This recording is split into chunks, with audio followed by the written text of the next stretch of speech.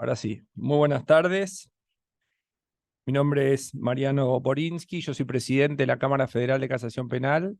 Me acompaña el doctor Gustavo Hornos, presidente de la Sala Cuarta de la Cámara Federal de Casación Penal, decano de la Cámara Federal de Casación Penal, porque es el más antiguo actualmente.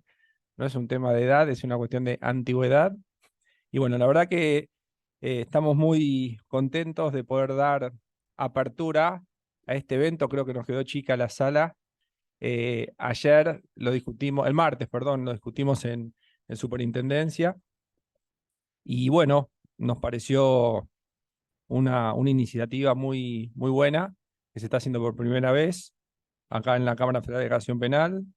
Así que bueno, quiero en primer lugar agradecer la invitación de formar parte de este espacio en el marco de la 32ª Marcha del Orgullo que se lleva a cabo en la Argentina, espacio que considero de vital importancia para discutir y pensar distintos temas que son esenciales para las personas, la sociedad en materia de inclusión y el aseguramiento de los derechos del colectivo. Tuve toda la mañana discutiendo que sí, que no, LGTBIQNB+. Y discutí mucho con Nicole si agrego o no agrego, si falta o no falta. Bueno, también aprendiendo, tengo que admitir que también aprendiendo. Especialmente en el ámbito del sistema penal. También quiero poner especial énfasis en la obligación de los jueces y juezas que tenemos de aplicar, y jueces, que tenemos de aplicar la perspectiva de género para dictar las decisiones jurisdiccionales. En el día de ayer también aprobamos un boletín de jurisprudencia vinculado con la perspectiva de género, vinculado con los delitos contra la integridad sexual, que salió hoy, que se está comunicando. Bueno, comunicar las decisiones jurisdiccionales, hacerlo con lenguaje fácil, sencillo, y también el enfoque diferenciado y también la estadística, los números. Yo soy bastante obsesivo con el tema de los números y desde un punto de vista cuantitativo tratar de mostrar qué es lo que está sucediendo, como por ejemplo el Observatorio Nacional de Crímenes de Odio, que elaboró LGTBIQ+, un informe donde da datos del año 2021, pero tenemos que seguir evolucionando y seguir sumando datos estadísticos, porque después esa base empírica sirve para futuras investigaciones y tomas de posición. También se estableció cuántos casos puntualmente de crímenes de odio, 120, donde la orientación sexual, la identidad, la expresión de género de todas las víctimas fueron utilizadas como pretexto discriminatorio para la vulneración de sus derechos y la violencia contra ellas. También es importante destacar que es nuestro deber como jueces y juezas aplicar la perspectiva de género. Destaco la opinión consultiva número 29 de la Comisión Interamericana. La opinión consultiva también enfatizó que las personas LGBTI han sido históricamente víctimas de discriminación estructural, estigmatización, diversas formas de violencia, violaciones a sus derechos fundamentales, violencia que se funda en prejuicios basados en la orientación sexual, la identidad, la expresión de género. Y celebro esta iniciativa que a nosotros nos llegó la Secretaría General por un funcionario, Francisco Metrano, que está aquí, Pablo Cabainac, que trabaja en el Tribunal Oral Penal Económico 3, y que bueno, que también más allá de que los conozco, así que los conozco por fuera de los que ya los conocía en esta tarea, trabajando y desempeñándose a nivel académico, así que no solamente su defensa de estos temas, sino también su excelente predisposición. Así que me parece que es importante no solamente hacer la proclama de todos los derechos que están detrás de este encuentro, sino que sea en acción, en hechos, en encuentros, en discusiones, si no nos quedamos en la proclama y nos quedamos en lo discursivo. Por eso celebro una vez más que estemos todos aquí. Muchas gracias.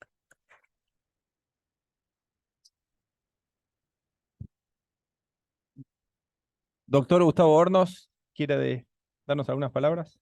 Bueno, no, yo simplemente agradecer la posibilidad de participar en esta apertura, desearles un éxito en este encuentro.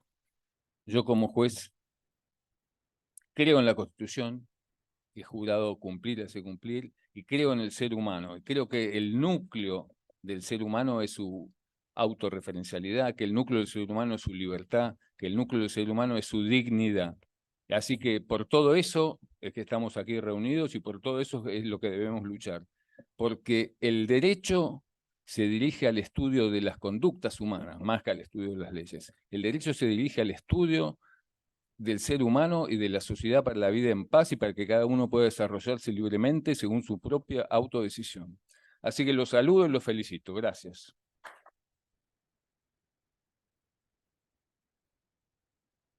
Bueno, invito ahora sí a Pablo Cabainac y a Francisco Metrano, si quieren dar apertura al encuentro y a la presentación de los distintos expositores. Es de ustedes.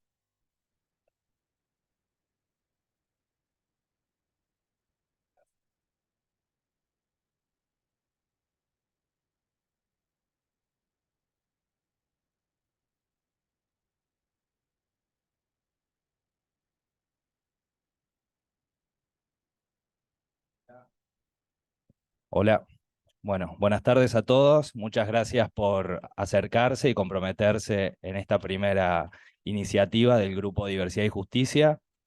Nosotros somos un grupo que nos formamos autoconvocadamente, somos autogestivos y esta es nuestra primera actividad en el marco del mes de la celebración por el orgullo.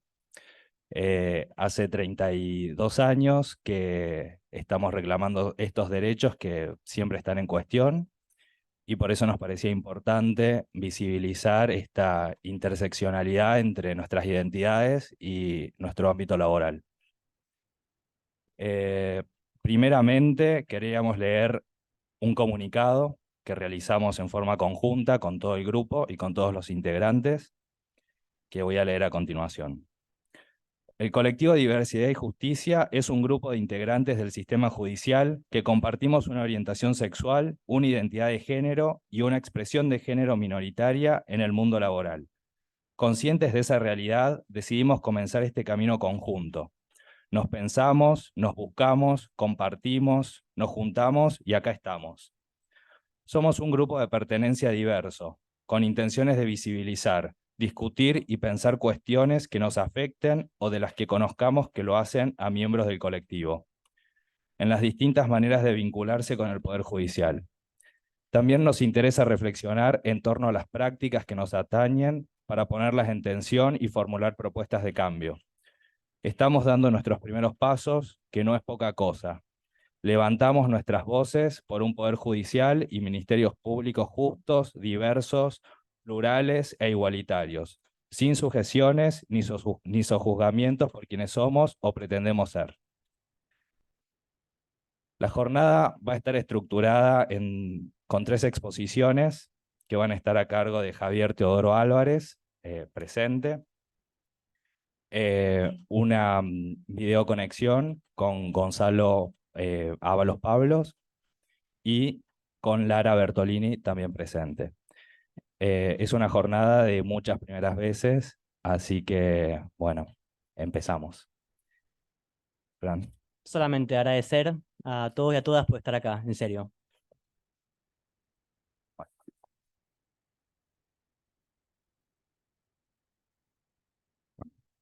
Invitamos a los expositores a acercarse.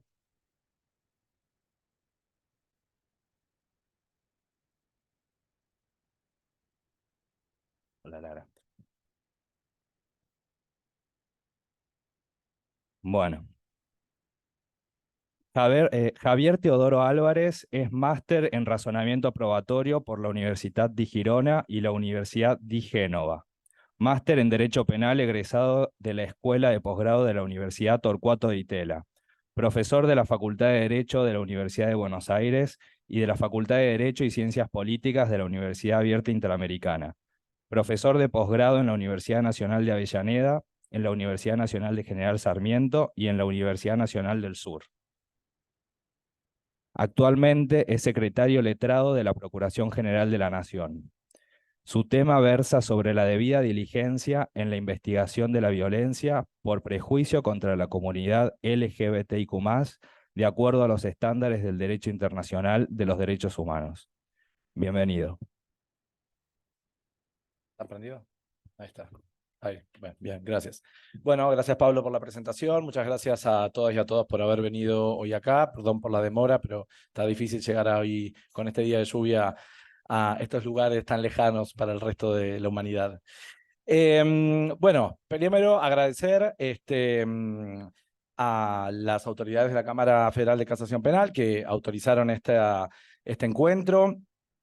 Sé que hubo mucha gente trabajando para que sea posible, principalmente el doctor Montesano y bueno, todas aquellas personas que de alguna u otra manera se acercaron para estar hoy acá. La verdad que estoy sorprendido por la convocatoria, pensé que no iba a haber nadie, más con un día de lluvia como el de hoy. Así que doblemente gracias por haber venido. Bueno, como dijo Pablo, la idea de compartir con ustedes una mínima exposición sobre el tema que nos convoca, que son los delitos o los crímenes de odio, es pensarlo en términos de la perspectiva de los estándares que nos ofrece el derecho internacional de los derechos humanos. Para eso, a mí me interesa comenzar con un pequeño, brevísimo diagnóstico y con un recorrido que lo tendríamos que ubicar especialmente en el año 2008. ¿Por qué en el año 2008? Bueno, porque en ese año representantes de 66 países leyeron una declaración ante la Asamblea General de las Naciones Unidas en donde manifestaban su preocupación por la discriminación estructural que sufre la comunidad LGTBIQ+, y en ese documento además ingresaron las variables de la alerta sobre la violencia contra esta población. Algo interesante que esta fue la primera declaración que se presentó, luego se convirtió en una resolución y con los años han ido presentando otras, pero lo interesante de esta primera fue todo el trabajo previo que se tuvo que hacer para poder leerse esta declaración, que tuvo mucha resistencia y es conocida en derecho internacional de los derechos humanos como la Declaración de Argentina, porque el representante que la leyó era el representante de nuestro país. Esto además permitió varias cosas. La primera cuestión que permitió fue romper, si se quiere, cierta invisibilización y cierto silencio que había en el derecho internacional de los derechos humanos en relación con la violencia contra la comunidad LGTBIQ+. Y esto permitió también que se empezaran a trazar distintas líneas de intervención. Una de ellas, por ejemplo, es los documentos que empieza a presentar a partir del año 2011 la Alta Comisionada de las Naciones Unidas para los Derechos Humanos. Son documentos que empiezan a presentarse en el 2011 y que luego se presentan periódicamente. Interesante respecto a estos documentos es el documento que se presenta en el año 2015. ¿Por qué? Porque en el 2015 uno de estos documentos califica a estos hechos como hechos de violencia de género. Concretamente lo que dice es que son calificados como hechos de violencia de género porque son impulsados por el deseo de castigar a las personas cuyo aspecto o comportamiento es percibido como desafiante a los estereotipos de género. También a partir del año 2016, en el ámbito internacional de protección de los derechos humanos, se designó al experto independiente sobre la protección contra la violencia y la discriminación, cuyo mandato exige la presentación de documentos anuales a la Asamblea General. De hecho, el último documento lo presentó ahora hace unos meses de este 2023. Y a nivel regional, los tres principales sistemas regionales de protección de los derechos humanos también advirtieron sobre los índices de violencia contra la comunidad LGTBIQ+. El primero fue el sistema interamericano a partir de una resolución que aprueba la Asamblea General de la OEA en el año 2008. Y esto también habilitó otras líneas de intervención, como por ejemplo el informe de la Comisión Interamericana que se elaboró en el 2015 específicamente sobre la violencia contra la comunidad LGTBIQ+ en el territorio americano. En el 2010 fue el turno del sistema europeo a través de una resolución que se adoptó en marzo, en donde también se alerta sobre la violencia que sufre el colectivo en los países miembros del Consejo de Europa. Y finalmente, en el 2015, también se logró ese consenso en el ámbito del sistema africano de derechos humanos y de los pueblos a través de la resolución 275. Entonces, ¿qué quiere decirnos este breve diagnóstico que estoy presentándoles? Bueno, yo creo que podemos extraer principalmente dos grandes conclusiones. En primer lugar, la primera y quizás la más aterradora, por decirlo de alguna manera, es que la violencia contra las personas LGTBIQ+ está presente en todos los países. O sea, a nivel global no hay ningún país en donde quienes integremos o que seamos partes de la comunidad LGTBIQ+, no estemos 100% a salvo de no sufrir un hecho de violencia por prejuicio. Por supuesto que va a haber zonas donde esto sea más, tenga más intensidad que otras, y por supuesto también es necesario, digamos, incluir variables interseccionales cuando hablamos de la comunidad LGTBIQ+, porque esto también es como un error bastante frecuente de pensar que estamos frente a un auditorio bastante homogéneo. En realidad también existen digamos, distintas variables que pueden profundizar esas desigualdades o esas condiciones de vulnerabilidad a sufrir hechos de violencia por prejuicio. Entre esas, principalmente, la comunidad travesti trans, y esto es algo que incluso nuestra propia Corte Suprema de Justicia lo reconoció a partir del fallo Alit en el año 2006. Entonces, lo que nos dice como primer diagnóstico es que estamos frente a un fenómeno de alcance global, multicausal y complejo. Y a partir de ahí podemos inferir una segunda conclusión, que quizás es un poco la que nos interesa más bien a nosotros y nosotras que estamos acá, que es, bueno, la necesidad de adoptar un enfoque diferencial al momento de investigar estos hechos. Y en ese sentido, digamos, el derecho internacional de los derechos humanos también llega a un consenso de afirmar que ese estándar es el estándar de la debida diligencia reforzada. Una mínima aclaración respecto de esto, para quienes no lo tengan tan en claro: cuando hablamos de el estándar de la debida diligencia reforzada, se está refiriendo a aquellas obligaciones que tiene el Estado de prevención y de preocupación diferenciado, reforzado, profundizado respecto de casos históricamente subordinados o en situaciones de vulnerabilidad. Entre ellos, como les dije antes, por estas mismas consensos se encuentra la comunidad LGTBIQ+. Nos suena bastante claro este concepto, o lo tenemos, digamos, más presente en los casos de violencia contra mujeres cisgénero, porque esto lo reconoce la jurisprudencia de la Corte Interamericana en Campo Algodonero versus México a partir del año 2009, que hace una interpretación de las obligaciones que surgen del artículo 7, inciso B, de la Convención de Belén do Pará.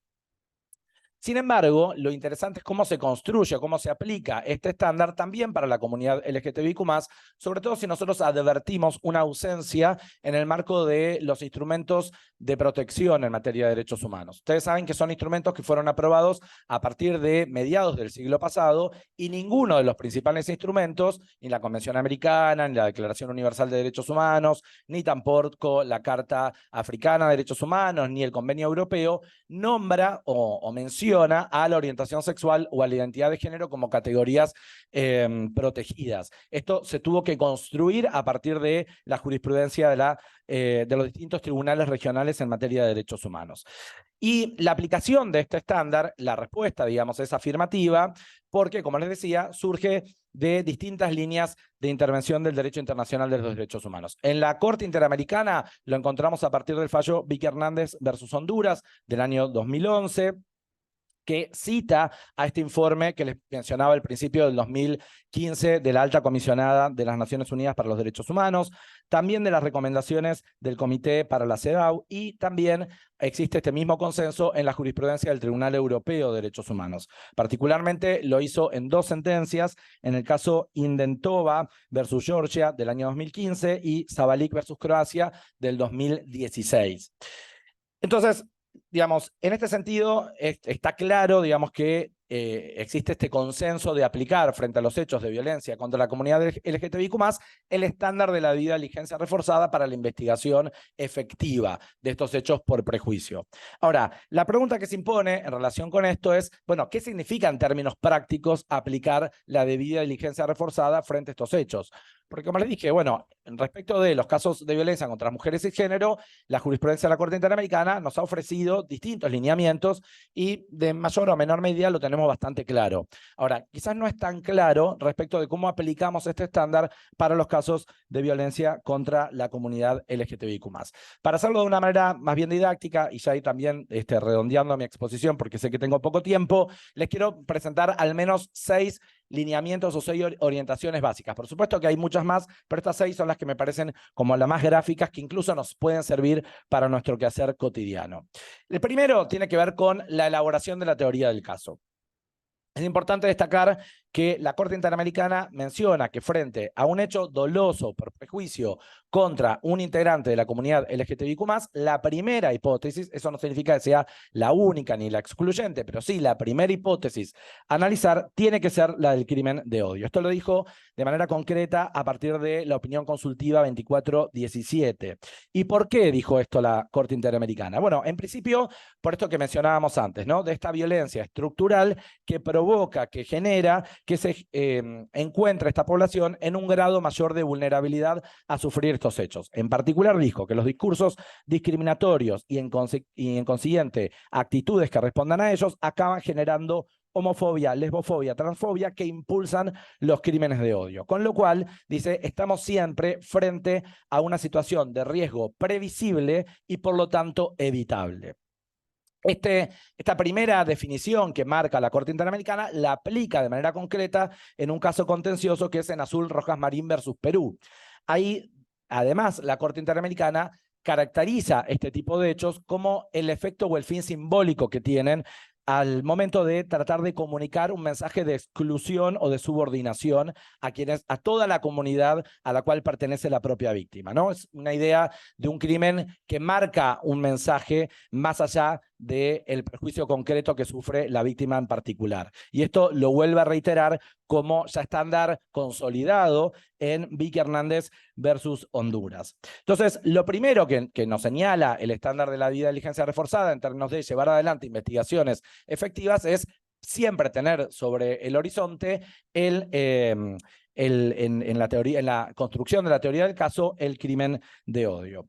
Y a partir de ahí, digamos, también en función de esto que decía, de la existencia de un riesgo previsible y por lo tanto evitable, un segundo consenso es la necesidad de tomar medidas especiales de protección. Frente a esto se vincula también con el principio número 5 de los principios de Yogyakarta, vinculado al derecho de la protección personal, y nuevamente insisto con la necesidad de imprimir a estos casos un enfoque interseccional. Y esto vuelvo a insistirlo porque quiero que quede claro. Muchas veces la comunidad LGTBIQ+ queda atrapada en la otredad cuando aparece como mujeres y personas LGTBIQ+. Y esa otredad muchas veces nos obtura pensar nuevamente que no estamos frente a un auditorio homogéneo, sino que también podemos analizarlo a partir de distintas variables como un enfoque diferencial o un enfoque interseccional. ¿A qué me refiero con esto? Bueno, por supuesto, no es lo mismo un varón blanco, cisgénero, homosexual, que la situación de una feminidad travesti o una persona trans. Y por supuesto, tampoco es lo mismo cuando nosotros incorporamos otras variables, como las variables vinculadas a la clase, a la situación migratoria, etcétera, ¿no? Y esto, además, lo reforzamos con nuestra propia Ley de Derechos y Garantías de las Personas Víctimas de Delito, que en concreto el artículo 4 establece la necesidad de incluir el enfoque diferencial al momento de adoptar medidas especiales de protección. Y dentro de esa variable incluye al género y a la orientación sexual.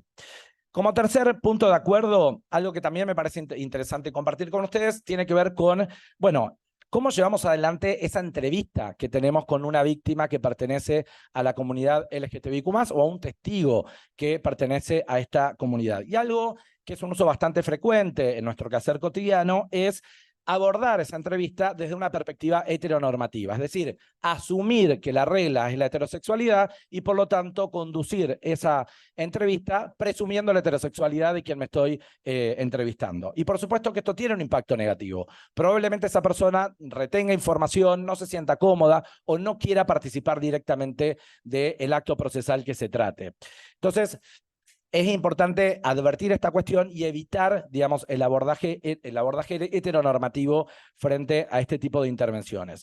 Y en relación con esto, también respetar la identidad autodeterminada. Es decir, digamos, por ejemplo, una buena práctica es preguntarle directamente a una persona de género diverso con qué pronombres se identifican, más allá de lo que establece el documento.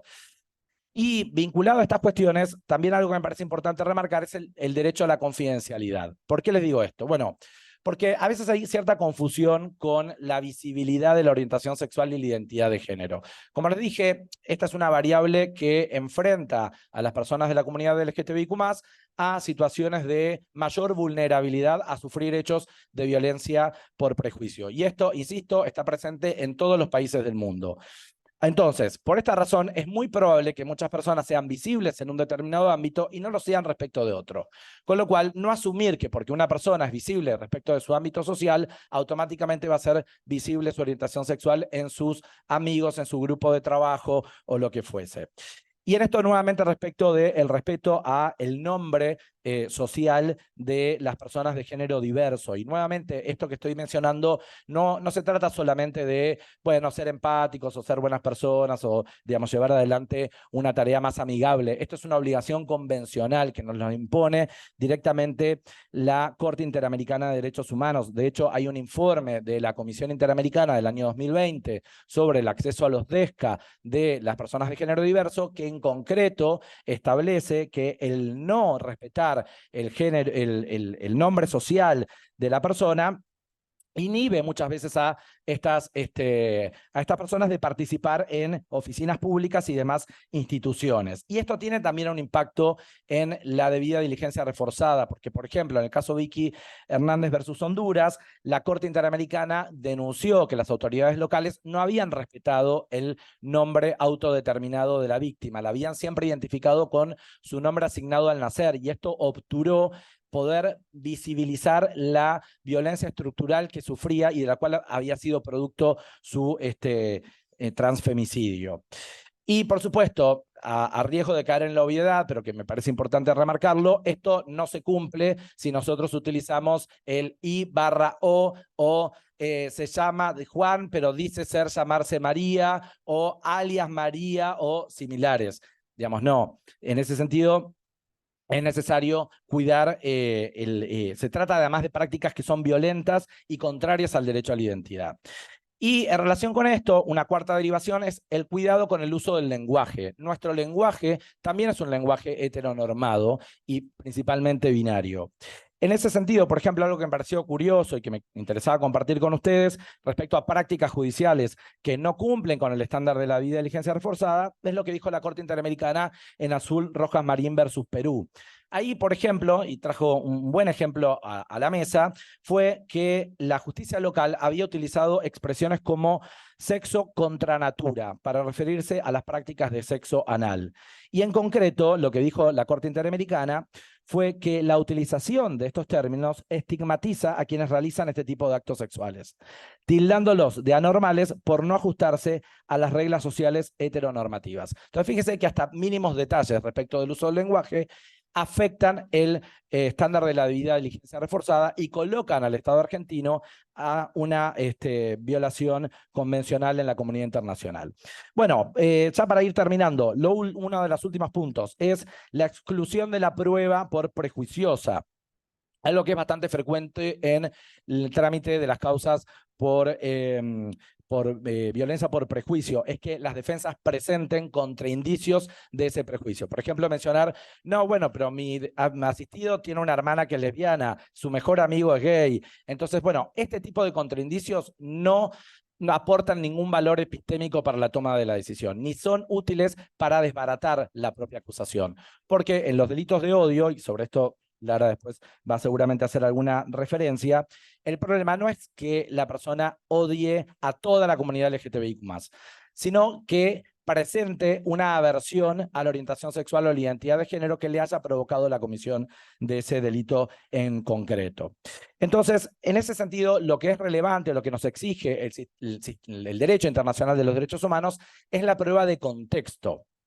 Es decir, no pensar a estos hechos como hechos aislados, sino como parte de un fenómeno estructural del que hablábamos al principio. Por ejemplo, en la sentencia Azul Rojas Marín versus Perú, la Corte le dedicó un apartado especial a describir y fundamentar la situación de violencia que atravesaban las personas de la comunidad LGTBIQ+, en ese país en el momento en que ocurrieron los hechos.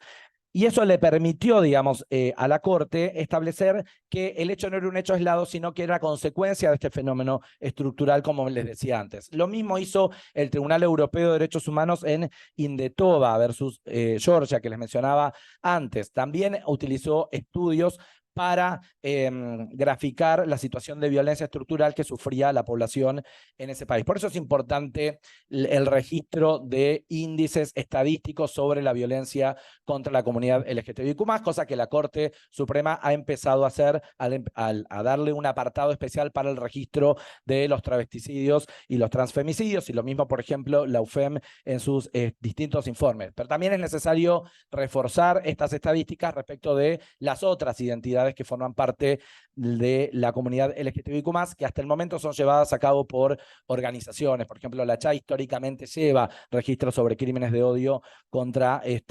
la población LGTBIQ+. Bien. Y esto del contexto que les decía antes también es la postura que llevó adelante la Procuración General de la Nación en su dictamen ante la Corte para acreditar el contexto de odio por el travesticidio de Amancay Diana Zacayán, y lo mismo retomó la Corte Interamericana en Vicky Hernández, en donde además en Vicky Hernández le agregó una variable más interesante, porque no solamente analizó el contexto de violencia específico contra la comunidad LGTBIQ+, sino también el contexto de violencia general que ocurría en el país en el momento que ocurrió su asesinato, que había sido un golpe de Estado. ¿Por qué fue importante incluir ese contexto de violencia generalizado? Por esto que mencionábamos antes, porque se trata de un grupo vulnerable o subordinado de sufrir mayores o de estar en mayor vulnerabilidad de sufrir este tipo de crímenes por perjuicio. Entonces, en contextos de violencia sistemática o generalizada, ese riesgo se profundiza aún más. Y por último, y ahora sí les prometo que es lo último, el concepto de víctima.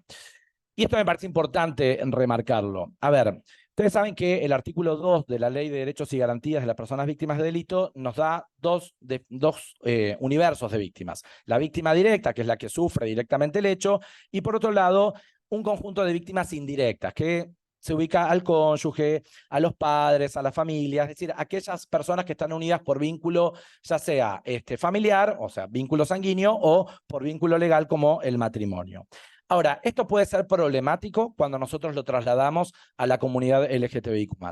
¿Y por qué? Bueno, en principio, porque existen muchos registros hasta hoy, al año 2023, incluso en nuestro propio país, de víctimas que han sido excluidas de sus hogares en función de haber manifestado una orientación de género o una identidad sexual no normativa.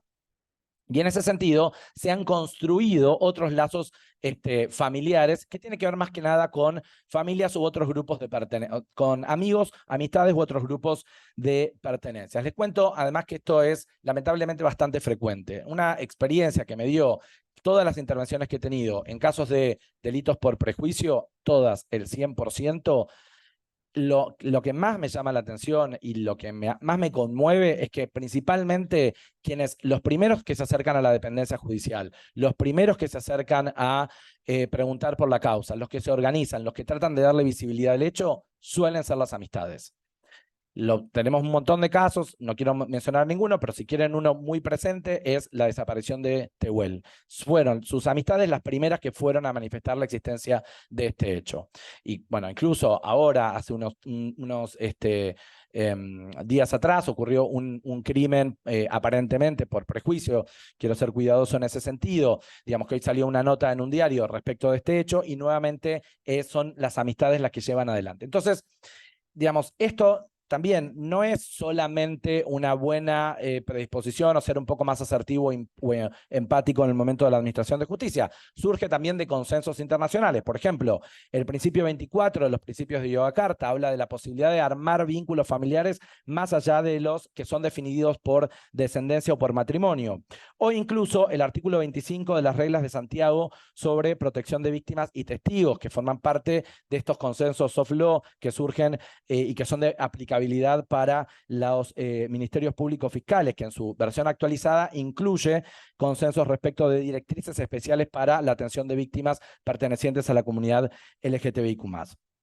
Bueno, ya ahora sí, como para cerrar mi exposición, que fui un poco rápido porque sé que tenemos poco tiempo y tenemos otras dos exposiciones, podemos seguir incorporando y pensando y discutiendo reformas legislativas y también reformas que puedan incorporar más agravantes de penas y nuevos tipos penales y demás, y que podemos discutir si son necesarias o no. Pero toda reforma va a perder sentido si nosotros no trabajamos respecto de la operatividad de esas reformas. Cuando estaba viniendo hoy para acá, con este día de lluvia, pensaba un poco el contexto en el cual se convocó a esta actividad, que es, bueno, en la celebración de la Marcha del Orgullo que se va a llevar a cabo el fin de semana. Y pensaba un poco en qué significa esto de la palabra del orgullo, ¿no? Digamos, por supuesto, tiene una connotación de visibilidad que surge de la gesta de los disturbios de Stonewall en 1969, ya hace más de 60 años, y todavía seguimos hablando sobre estas cuestiones y necesitando reforzar estos consensos que, como les digo, desde hace mucho tiempo ya el derecho internacional nos los viene ofreciendo. Pero además me parece del orgullo de ser quien uno es, creo que este grupo de personas, de este colectivo de diversidad y justicia, yo creo que también se siente y nos sentimos orgullosos de trabajar para una justicia que sea más equitativa y sobre todo más igualitaria. Muchas gracias por la atención.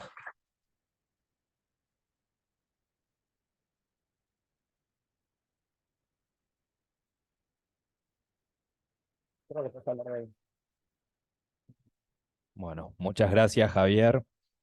A continuación, expondrá Gonzalo Ábalos Pablo, que es docente, investigador, conferencista y coautor de diferentes libros sobre la temática de diversidad y derechos. Diplomado en Derecho Penal y Procesal Penal de la Universidad Católica de Santa Fe, forma parte del plantel docente de la Diplomatura Judicial edición 2021 y 2023 de la Oficina de la Mujer de la Corte Suprema de Justicia de la Nación. Actualmente secretario en el Juzgado Correccional y de Menores número 1 de la ciudad de Posadas Misiones. Su tema versa sobre el caso Evelyn Rojas de Misiones, la importancia de una perspectiva diversa en la justicia. Buenas tardes, ¿me escuchan? Hola, Sí, te hola, escuchamos, hola. Gonzalo. ¿Sí? Ah, buenísimo, perdón.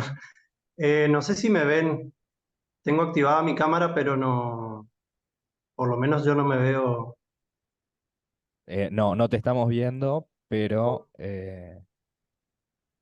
no está activada de tu parte.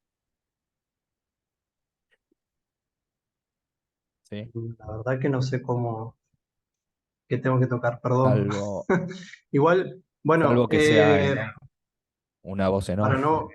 no perder tiempo con estas cuestiones técnicas, eh, les comparto, voy a tratar de compartir pantalla, a ver por lo menos si pueden ver un power. ¿Se ve? Sí, ahí está. Buenísimo. Bueno,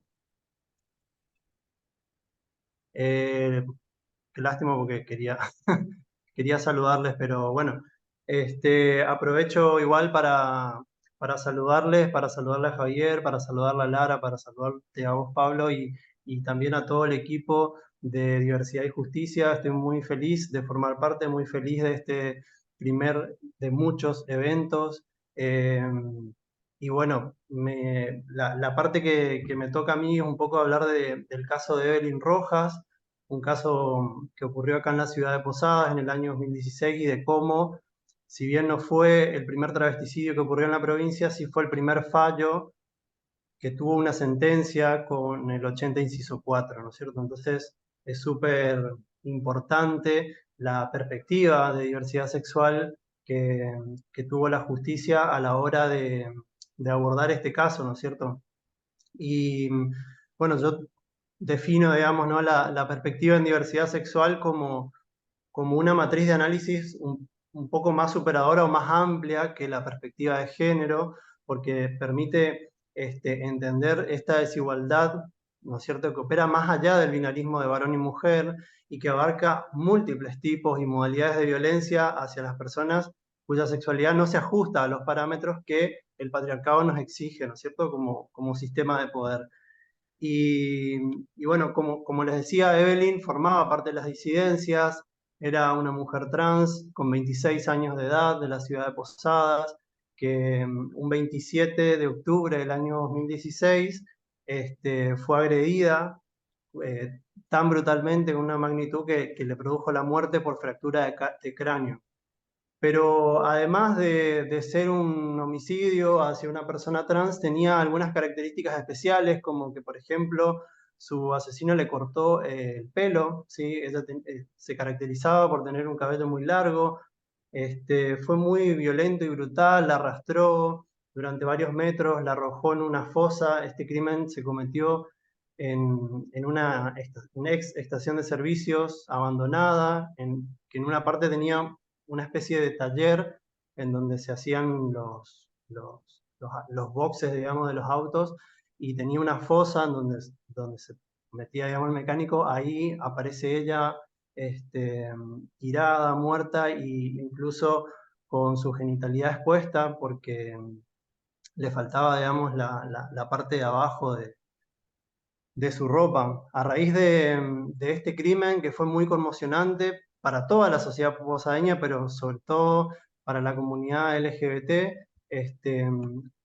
se organizó una marcha de pedido de justicia por Evelyn, y la familia de Evelyn se constituye como querellante en esta causa que, bueno, que llevó la instrucción. Nosotros todavía tenemos un sistema mixto, llevó la instrucción el juzgado de instrucción número 3 de la ciudad de Posadas, y que, bueno, durante toda la investigación de la causa no se respetó el nombre de Evelyn, el nombre ni el pronombre con el cual ella se autopercibía, sino que se referían al nombre masculino con el cual figuraba su DNI. Y además también tanto la fiscal que investigó la causa como el juez de instrucción denegaron a la querella cuando se requirió como calificación legal el 80 inciso 4, ¿sí? El crimen fue elevado a juicio al Tribunal Penal 1 de la ciudad de Posadas por el artículo 80, inciso 1 y 11, ¿sí? Bueno, ya creo que Javier fue bastante amplio, claro, con su exposición respecto al odio. Nosotros tenemos jurisprudencia nacional, internacional en la materia. Sabemos que el odio es un elemento subjetivo distinto al dolo, ¿sí? Es decir, es una intencionalidad extra, dice un fallo de la Cámara Penal Correccional de San Juan, extra al simple conocimiento y a la voluntad de matar, ¿no es cierto?, y que torna más reprochable el actuar del sujeto activo. Una de los motivos por el cual el juez de instrucción rechaza a la querella de Evelyn el odio es porque no encontraba probado el odio, ¿sí? Y también incluso en el Tribunal Penal, con un voto en disidencia y en minoría, una de las juezas del tribunal también se aparta, digamos, del 80 inciso 4, porque entiende de que el odio no estaba probado, ¿sí? Sin embargo, el voto mayoritario dice que el odio sí estaba probado, y estaba probado por diversos elementos, ¿sí? Uno de ellos fue esto que habló Javier hoy, que en la debida diligencia lo primero que se tiene que tener en cuenta es de que la víctima elegida pertenece a un colectivo históricamente vulnerado, en este caso el colectivo trans, ¿sí?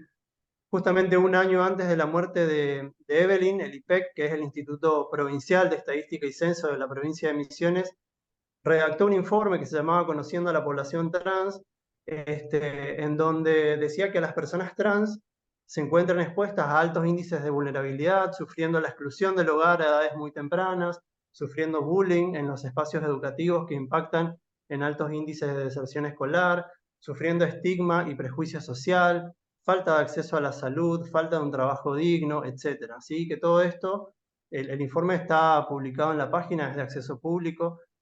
Da un promedio de expectativa de vida de entre 35 y 40 años a las personas trans en la provincia de Misiones.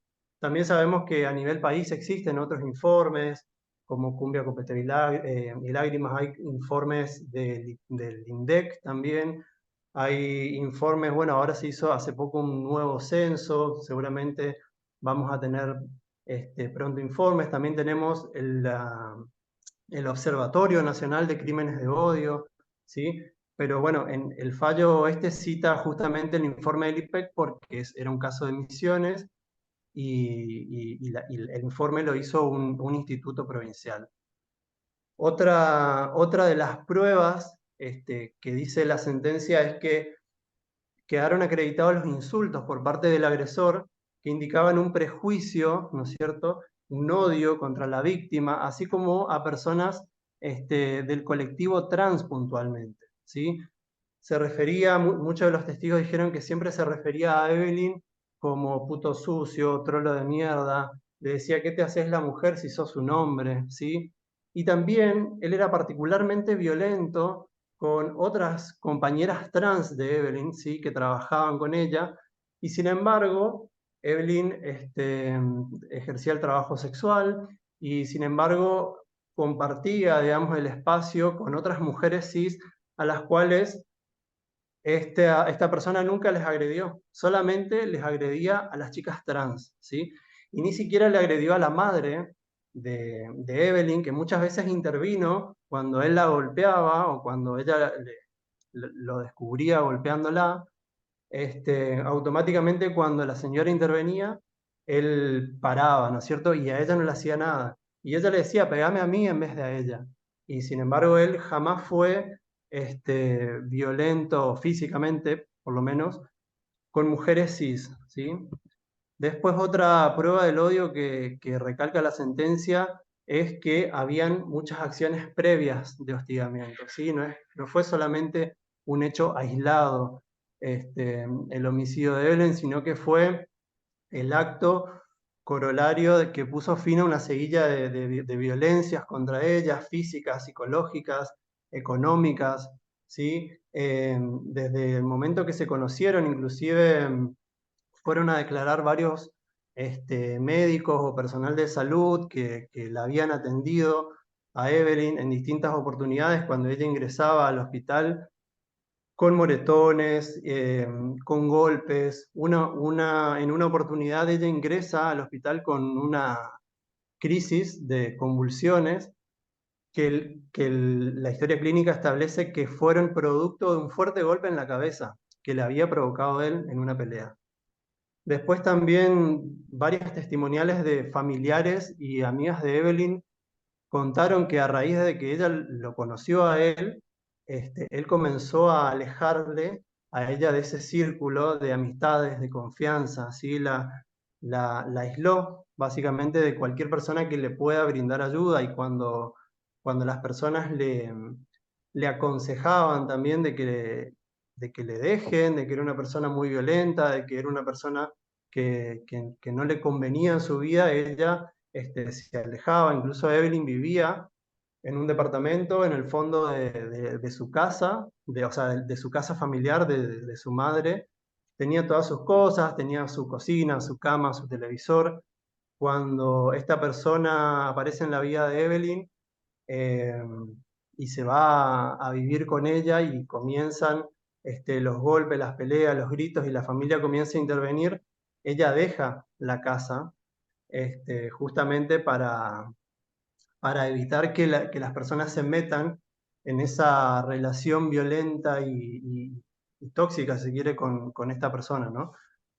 Y así ella se fue aislando, se fue alejando de cualquier persona que le podía tender una mano, una ayuda. Incluso él en su misma indagatoria reconoce haberla golpeado, ¿no es cierto? O sea que estuvo más que acreditado en las acciones previas de hostigamiento, de violencia, y después estuvo más que acreditado la especial saña, la crueldad y el odio en la concreción del delito, ¿no es cierto? ¿Cuánto odio tiene que tener una persona para matar a golpes a otra?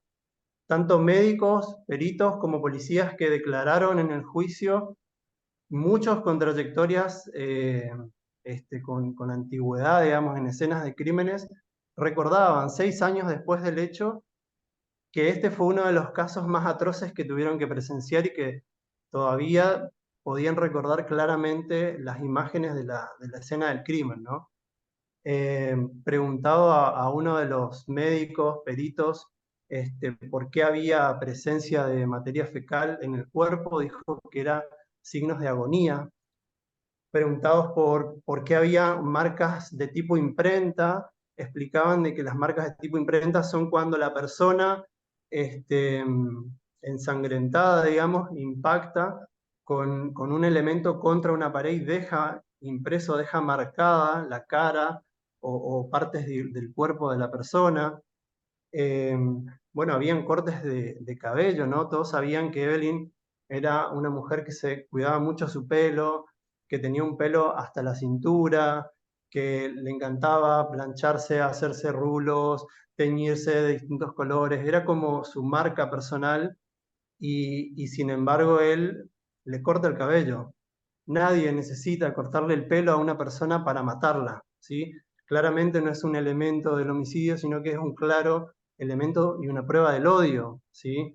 Del odio a la identidad de género de Evelyn. Y también dejar su cuerpo semidesnudo justamente con la parte genital expuesta, para que quienes la encuentren le vean, ¿no? Esa especie de saña y de intento de vergüenza y de denigrar, ¿no? a la persona aún después de muerta. Todos esos elementos hicieron que esta sentencia salga encuadrada en el 80 inciso 4, dice en un párrafo esta sentencia del Tribunal Penal 1 que realizando una valoración con perspectiva en disidencias sexuales del conjunto de elementos probatorios no quedan dudas de que el odio, el desprecio y la aversión que Da Silva sentía hacia la identidad y hacia la expresión de género disidente de Evelyn fueron las motivaciones internas que provocaron la conducta del imputado, las cuales se observan, como ya se dijera, en función a la exteriorización de esa conducta, ¿sí? Entonces, como dijo Javier recién, tenemos un marco normativo internacional al cual Argentina ha suscrito. Sabemos que las garantías de igualdad y no discriminación están plasmadas en los diversos tratados y convenciones internacionales hoy con jerarquía constitucional. Sabemos de los principios de Yogyakarta, de los informes de la Corte, de los distintos fallos que fue sacando la Corte. Sabemos que Argentina ha adecuado su normativa internacional a esos estándares internacionales, dictando distintas leyes, matrimonio igualitario, identidad de género, educación sexual integral, salud sexual y reproductiva, la reforma al Código Penal incorporando a los crímenes de odio. Sin embargo, siempre me pregunto si esa igualdad legal a la que creo hemos llegado se traduce en una igualdad real, ¿no? Sabemos por estos informes que mencioné al principio que, por ejemplo, el último informe del Observatorio Nacional de Crímenes de Odio LGBT del año pasado dice que se reportaron 129 crímenes de odio, o sea, uno cada 3 días aproximadamente. Entonces creo que todavía nos queda un gran trabajo para lograr esa igualdad real, para que esa igualdad plasmada en los papeles, en los tratados, en las leyes, se traduzca y sea coherente con la realidad de la comunidad LGBT en nuestro país, ¿no es cierto? También me gusta mucho una reflexión de un poema que leí hace poco, que habla justamente de estas intersecciones, de estas vulnerabilidades, habla de las infancias trans, habla se llama El niño homosexual está en guerra, quizás alguno ya lo escuchó alguna vez. También habla de un niño judío y habla de un niño negro. Dice que un niño homosexual está en guerra, que aún no sabe que es homosexual, ni mucho menos que está en una guerra. Qué maldición la de haber sido parido encima en esta guerra en un territorio enemigo.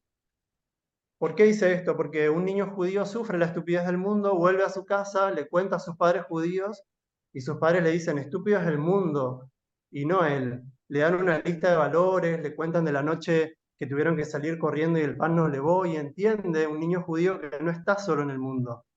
Un niño negro, un niño afro sufre la estupidez del mundo, vuelve a su casa, le cuenta a sus padres y sus padres le dicen que estúpido es el mundo y no él. Le dan una lista de valores, le hablan de la afrodescendencia, de un barco que partió de África, del origen de la humanidad, y entiende el niño afro que no está solo en el mundo. Un niño homosexual, una niña lesbiana, una infancia trans, sufre la estupidez del mundo, sufre la discriminación, el odio, el prejuicio, vuelve a su casa y ni se le ocurre contarle a sus padres. porque sabe que está mal, o al menos piensa eso, porque la homosexualidad fue considerada delito para los estados, enfermedad para la ciencia, fue pecado para las religiones. Entonces, ¿cómo puede una infancia enfrentar una guerra tan desigual? ¿Con qué armas?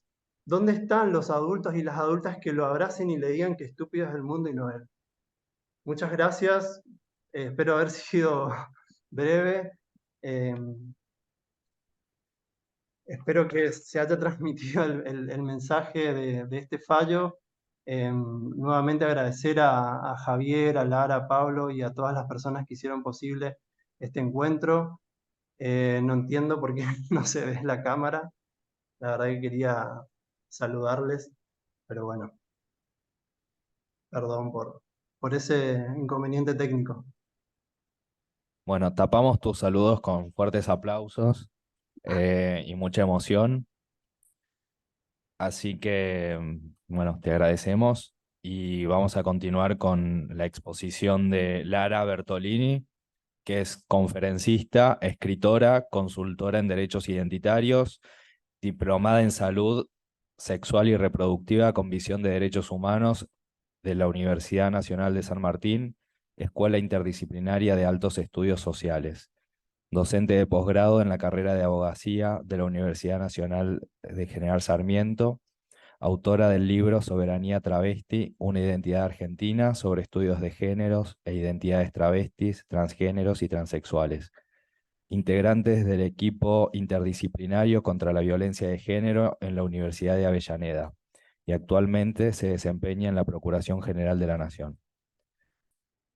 Su tema versa sobre los delitos contra la integridad identitaria desde la teoría del delito. Lara. Bueno, qué fuerte que se escucha. Bueno, antes que nada quiero agradecer a las autoridades de la Cámara por este lugar en donde estamos expresando nuestras voces, nuestra presencia y nuestro conocimiento. Alguna vez Loana Berkins dijo en una famosa universidad: no vengo a contar una historia de vida, vengo a hablar de teoría. Hoy las travestis estamos acá a hablar de teoría, en este caso del derecho y las ciencias sociales.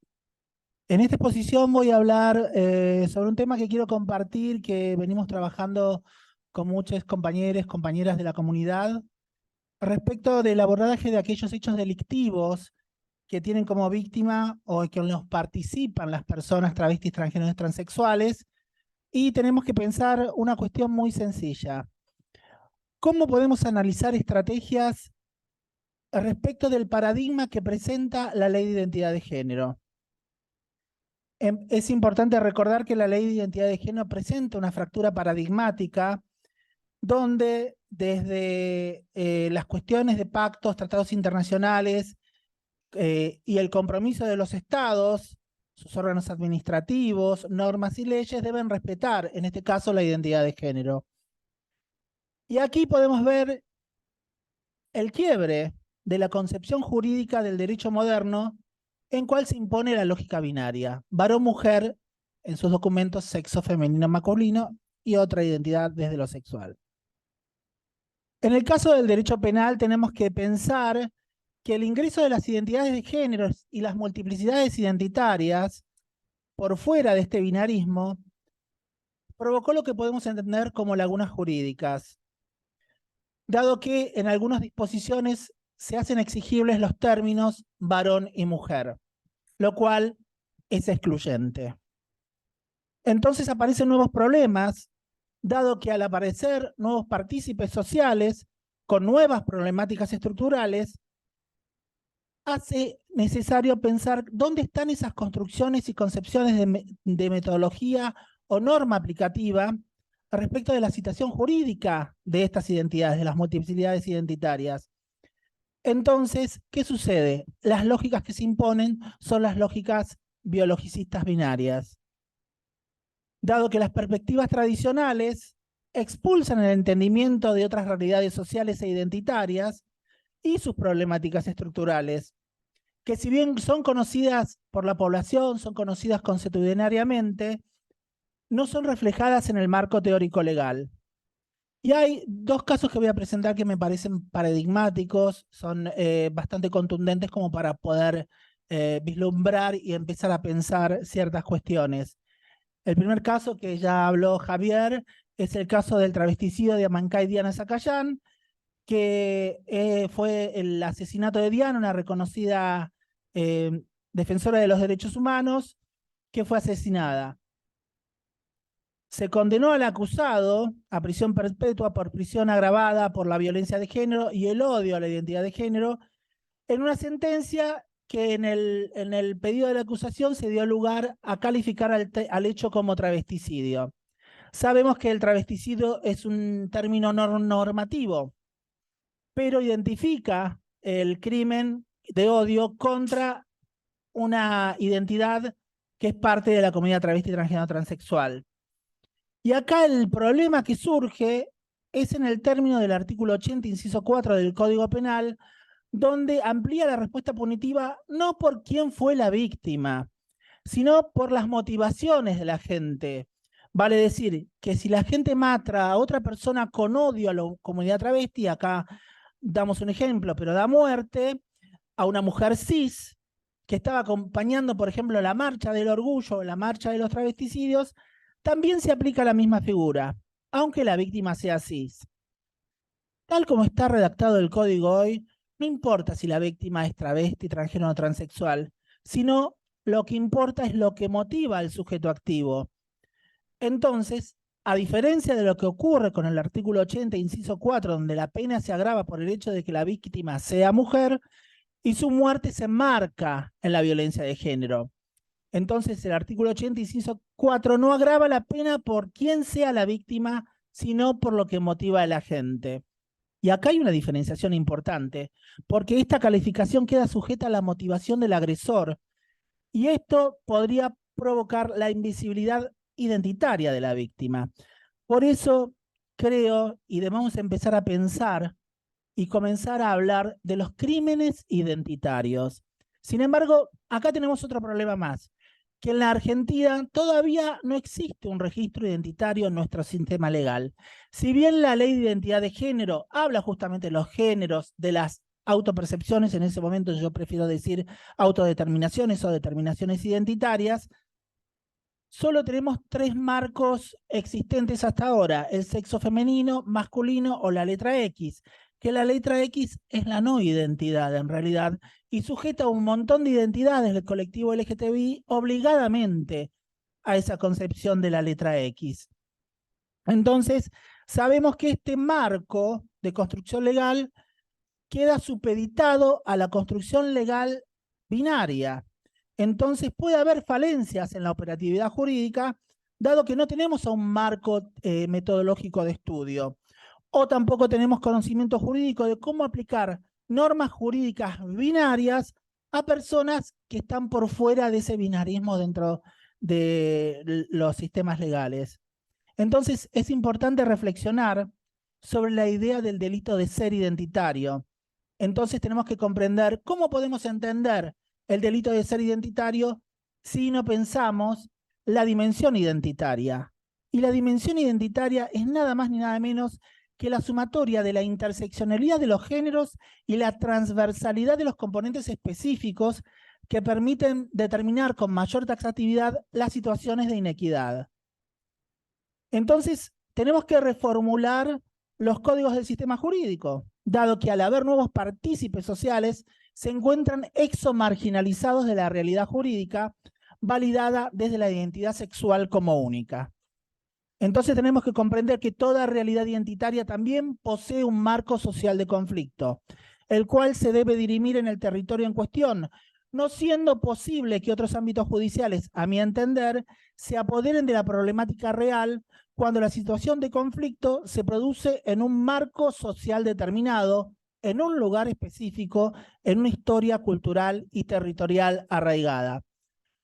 Un ejemplo de cómo se abordó esta cuestión de la dimensión identitaria, la interseccionalidad y la transversalidad para darle dimensión identitaria, es el caso que trabajé con una compañera que se encuentra presente sobre el estado del fallo de necesidad para resolver causas de feminidades travestis y mujeres trans en hechos de narcomenudeo. Acá se pudo establecer desde estos casos que la interseccionalidad y las perspectivas de género y sexual puede reformularse de manera a poder establecer un razonamiento fundado cuando tomamos la dimensión de lo que acontece en las vidas particulares de más de un colectivo. Entonces, que fuera de poseer derechos, además, se sigue con la obligación, la exigibilidad de las obligaciones. Entonces, queda desequilibrada en el marco legal establecido para la ciudadanía, ya que parte de los componentes de control social, los derechos, todavía son negados o peor aún, no ejecutados. O ejecutados desde marcos binarios, biologicistas, olvidando este marco que hoy estoy nombrando, que es el marco de las dimensiones identitarias, que se conjugan con diferentes componentes sociales de inequidad. La comunidad travesti trans tuvo la categoría negativa sumada de delito. El no reconocernos ni como objetos, ni como fuerzas de trabajo, ni como población protegida de reserva, ni como esclavos. Éramos aquello que ni siquiera la supremacía de las razas teníamos escalafón. Éramos ese delito de ser humano no correspondido con lo binario. Y fuimos catalogadas dentro del capitalismo como oferta sexual. Si bien en otros lugares del mundo estos conceptos de medicalización y enfermedad fueron el paso ulterior para insertar a las personas transgéneros en el marco de lo correcto, por medio de adecuación o adaptabilidad a las normas estéticas y corporales, en la Argentina y en los demás estados latinoamericanos no solo poseían el derecho, sino la libertad de perseguirnos y de ejecutarnos, garantizada en la Argentina por los edictos policiales 2F y 2H, y no solo a las trans, sino a parte de la comunidad LGTBIQ. Entonces, aquí se quiebra el paradigma del contrato social. Resulta entonces central dimensionar las implicancias de aplicar el derecho, pues se trata de una actividad paradojal. Puede cumplir una función conservadora o reformadora. Y esto significa que puede ser una formidable herramienta de lucha, de denuncia y de resistencia a la opresión, pero a la vez consiste en un medio de dominación, de opresión y reproductor de las relaciones hegemónicas y de las asimetrías sociales. Y para cerrar voy a citar esta frase de nuestro querido Carlos Cárcova. El derecho depende de una relación de fuerzas en el marco social. En manos de grupos dominantes constituye un mecanismo de preservación y reconducción de sus intereses y finalidades. En manos de grupos dominados, un mecanismo de defensa y contestación política, por lo tanto, de cambio social. Gracias por su presencia y agradezco a la Cámara. Buenas tardes.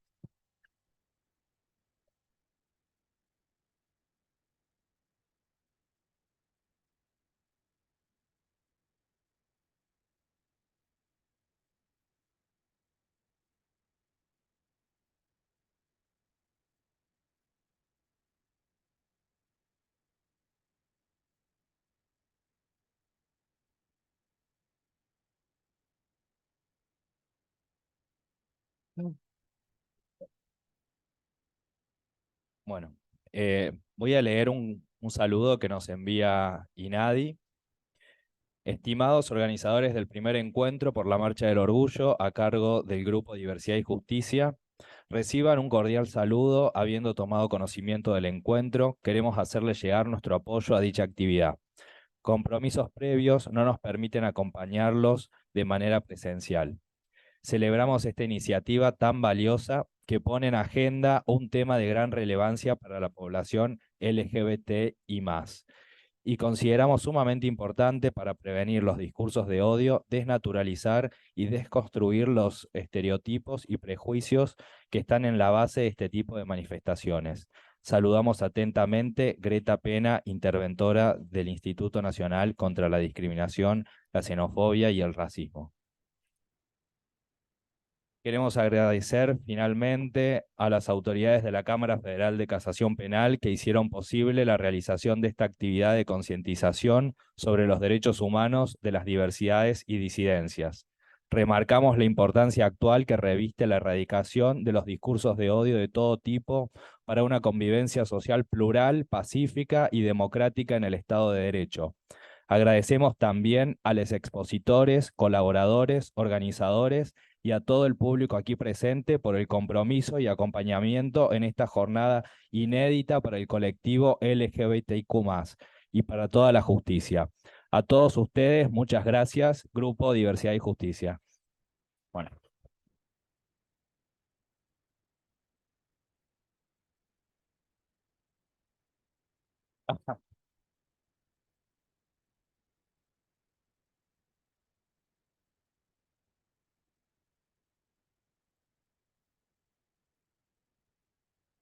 Muchas gracias a todos.